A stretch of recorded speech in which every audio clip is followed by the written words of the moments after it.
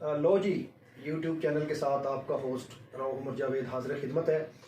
आज हम आपकी मुलाकात ऐसी शख्सियत से कराने जा रहे हैं जो ज़िला लोधरा की मारूफ सियासी समाजी शख्सियत है, और उनका सबसे बड़ा कारनामा ये है कि उन्होंने एक यहाँ ऑर्गेनाइजेशन जो है वो कायम की, ओलंपिया एसोसिएशन के नाम से।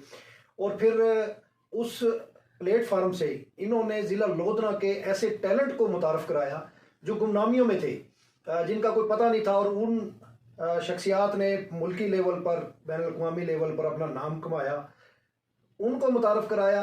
मिर्ज़ा सलीम अख्तर साहब चेयरमैन हैं ओलंपिया एसोसिएशन लोधरा के, रिकॉर्ड होल्डर हैं, गोल्ड मेडलिस्ट हैं एससी कॉलेज के 100 मीटर की दौड़ के, रिले रेस के। तो हम उनसे गुफ्तगू करेंगे और जानना चाहेंगे कि उनमें ये जज्बा कैसे पैदा हुआ और मज़ीद आगे चलकर वो कहाँ जाना चाहिए। बहुत शुक्रिया मिर्ज़ा साहब आपका, आप मेरे प्रोग्राम में तशरीफ़ लाए। Thank you. सबसे पहले तो आपको बहुत ज़्यादा मैं मुबारकबाद पेश करूँगा कि आपकी बहुत ज़्यादा खिदमात हैं ज़िला लोधरा में, और आपने ज़िला लोधरा को, आप भी एक ऐसी शख्सियत है जिसे मुतारफ़ कराया कि आपने ऐसी शख्सियात को मंज़िल आम पर लेकर आए जो मुल्क की सतह पर जो है वो अपनी खिदमात सर अंजाम दे रहे थे या उन्होंने कोई कारनामा हाय सर अंजाम दिए थे। तो ये आपको कहाँ से ख्याल आया कि आप इन शख्सियात को जो है ऊपर लाएं? सबसे पहले तो मैं आपका शुक्रिया अदा करता हूँ जी। गुड, आपने मुझे एक इनक्रेज करने के लिए, वाकअप करने के लिए, और मेरी कारहाई नुमाया जो है, जो अचीवमेंट्स हैं, उसके वजह से आज अपने यूट्यूब चैनल के ज़रिए लोगों तक मेरा मैसेज देना चाहेंगे। तो इस पर मैं शुक्रगुजार भी हूँ और इंतहाई आपका ममनून हूँ। यकीनन जी, जब मेरा आगाज़ सपोज़ का सन 1980 से शुरू हुआ, और उस वक्त मैं 8वीं क्लास का तालिब इल्म था।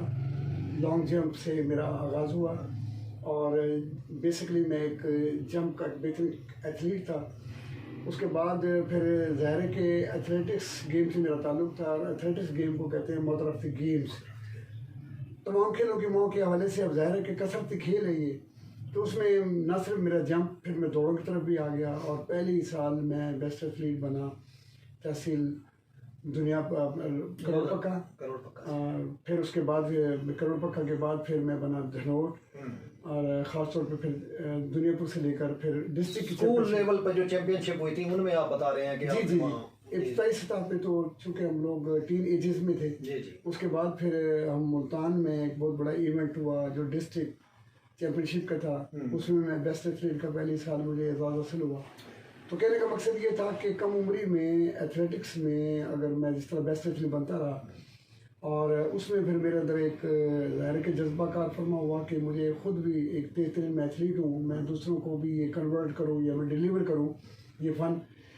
और उसके बाद एक वक्त ये था कि 80 की दहाई में ज़ाहिर है कि मैट्रिक करने के बाद फिर मैं एससी कॉलेज इस्लामी यूनिवर्सिटी से मैं जुड़ गया, और फिर आल पाकिस्तान यूनिवर्सिटीज़ के मुकाबला जात में आल पाकिस्तान यूनिवर्सिटीज़ में न सिर्फ मेरी पहली पोजीशन आती थी, बल्कि मैं कई जगहों पे रिकॉर्ड भी बनाने में कामयाब रहा। मेरा बेसिकली इवेंट 400 मीटर हर्डल था, और उस 400 मीटर हर्डल में रिकॉर्ड ब्रेक करते हुए अनएक्सपेक्टेडली, अनफॉर्चुनेटली मेरा बाईं टांग का थाई आखिरी हर्डल क्रॉस करते हुए मसल पुल हुआ, जिसकी बिना पे मैं दौड़ का शिकार हो गया जी।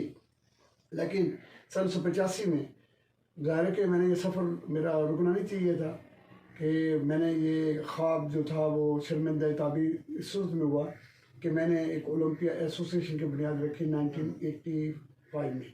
उससे 38वां साल है।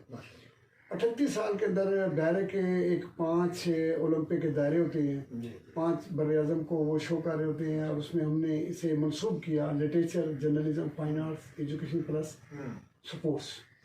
तो 5 विंग से हमने एक लोगों का कहना ये था कि सर स्पोर्ट्स की हद तक क्यों, दूसरी खेलों को भी क्यों फ़रोग नहीं दे रहे आप, दूसरे भी एक इवेंट हैं उन्हें भी आप लतीफ़ा है जैसे, मतलब जी उस मैदान में जो, तो उसमें यकीनन फिर अदब को भी हमने शामिल किया, सहाफ़त, आर्ट, तालीम को भी, जैसे एक आम तरीन IT को भी शामिल कर लिया। फिर हमने महसूस किया कि यकीनन हमारे यहाँ टैलेंट के हवाले से ज़िला लोधरा जो खिता है सरज़मीन लोधरा का, ये धरती हमेशा से टैलेंट के हवाले से ज़रख़ी चली आ रही है, और इससे सिर्फ जो आबियारी करने की ज़रूरत है, बाकअप इनकरेज करने की ज़रूरत है। वो तब मुमकिन है जब हम इस किस्म को कोई इवेंट का इनाकाद करेंगे।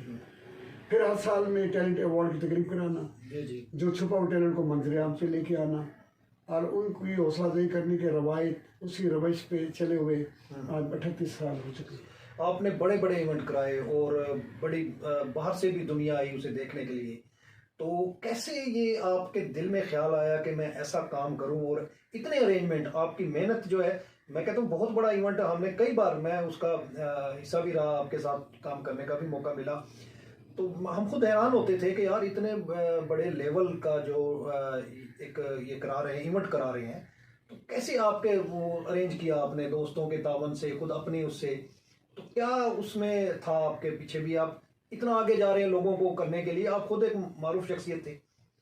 जी यकीनन इंडिपेंडेंटली तो बंदा कुछ भी नहीं कर सकता, और मुझ जैसा एक वाइट कॉलर पर्सन जो है वो लोगों की मामले से, लोगों की हौसला अफजाई की वजह से, उनकी स्पॉन्सरशिप की वजह से बड़े बड़े इवेंट कंडक्ट करने में मैं कामयाब रहा, जिसमें हज़ारों की तादाद होती थी। ये एक ऐसी हसीन और यूनिक रवायत थी जिस पे लोगों ने महसूस किया, उनके वालिदैन ने, और फ़ख्र का मुकाम हासिल हुआ कि इतनी पेशेराई हमें कभी भी यूनिवर्सिटी में डिग्री मिलने पे नहीं होती जितना अपने शहर में अवार्ड मिलने पर होती है ओलंपिया के हवाले से। तो उससे मैंने महसूस किया कि ये एक किसी के लिए सबसे बड़ी नेकी यही है कि उन्हें शाबाश दी जाए, उन्हें बकअप किया जाए, उन्हें इनकरेज किया जाए। इससे ना सिर्फ मोटिवेशन मिलती है, तकवीर मिलती है, तकलीद करते हैं लोग, बिल्कुल। और इसमें मैं समझता हूँ कि ये लोग, दूसरे लोग इससे बड़ा इस्तेफादा कर लेते हैं। बिल्कुल। तो आप अब आगे आपका क्या फर्दर प्लान है? देखिए जी, मैं समझता हूँ कि इसी एक प्लेटफॉर्म पे रहते हुए हमने एक वक्त ये था कि हमारे अब तो अलमिया है, आप खुद भी जब साहब माशाल्लाह खुद एक सीनियर, मोस्ट सीनियर स्पोर्ट्समैन रहे, और आपने देख लिया होगा कि हमारे दौर में सपोर्ट्स कितनी एक तकलीफ मिलती थी, हम लोग कितना इनकरेज होते थे, बकअप होते थे, और हमें स्पॉन्सर नहीं था कोई। हाँ। और अपने तौर पर, अपने शौक और लगन में जो है नामसाइद हालात में हमने अपना एक जगह बनाई और हमने एक इन्वायरमेंट दिया, हमने एक माहौल दिया।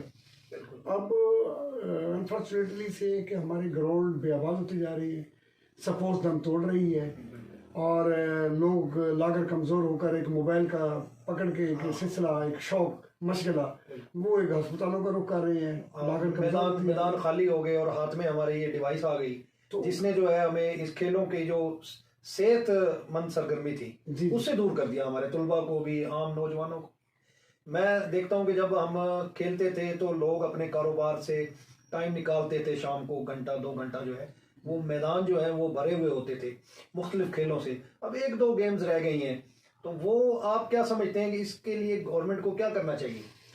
देखिए जब साहब, एक मुफक्कर का कौल है, a sound mind in a sound body. यकीनन सेहतमंद दिमाग सेहतमंद जिस्म की बदौलत मुमकिन है। वो कैसे मुमकिन है? जब इस किस्म का इन्वायरमेंट देंगे, जब इस किस्म का आप इवेंट्स देंगे या माहौल क्रिएट करेंगे। एक वक्त था कि 80 की दहाई में हमने एक हमारे यहाँ माशाल्लाह एक पाकिस्तान की जो हॉकी टीम है, जो हमारा कौमी खेल है, वो कैजम ट्रॉफी की भी चैंपियन थी, एशिया की भी चैंपियन थी, और अल्हम्दुलिल्लाह वर्ल्ड चैंपियन भी थी, और ओलंपिक भी चैंपियन थी सर। तो ये चारों एजाज हमारे पास थे। हमारी आपकी टीम के पास इतने एजाज थे कि दूसरी दुनिया की टीमों की मिलाकर उससे ज्यादा हमारे टीम के जो कौमी टीम के हॉकी के एजाजात शुमार किए जाते थे। और हमने उस हॉकी टीम को क्लाइमेक्स पे उन दिनों जब ये चारों एजाज उनके पास थे, लोधरा में बुलाने का एजाज हासिल हुआ कि स्पोर्ट्स को कैसे एक तकवीर दी जाए और लोधरा जैसे टैलेंट को इन रोल मॉडल के सामने कैसे पेश किया जाए, ताकि ये भी बकअप हो और इनकरेज हो, और ये भी ऐसी जगह बनाए जैसे कि हमारे इंटरनेशनल हीरोज बना रहे हैं। इसके बाद अरशद नदीम जैसे एक हमारे एथलीट हाल ही में अभी एक रिकॉर्ड बनाया है माशाल्लाह, उसे लोधरा में मुतारफ कराने का मकसद। और एक और मुमताज़ अवान है जो कि लॉस एंजल्स से लेकर सिर्फ गेम में माशाल्लाह उन्होंने बड़ी अच्छी दुनिया भर से उनका ताल्लुक है। तो ये एक ऐसे शाकार, ऐसे मैं समझता हूँ कि हमारे इकबाल के शाहीन हैं, जिनकी वजह से दूसरे लोगों में बड़ी तकवीर हासिल हो रही होती है। और जहाँ तक आपका सवाल का जवाब है, आपने फरमाया कि इसे मज़ीद हमारी हुकूमत की सतह पे या हमारे जो लोग इसमें क्या रोल अदा करें। यकीनन हमारे हुकूमत को सरपरस्ती देखें दम इसलिए तोड़ रहे हैं कि हमारी हुकूमती सतह पर आलमी है, हमारे लिए बहुत बड़ा लम्हाई फिक्री है स्पोर्ट्समैनों के लिए बिलखसूस कि हमारा टैलेंट स्पॉइल हो रहा है, उसकी तरफ तवज्जो नहीं है।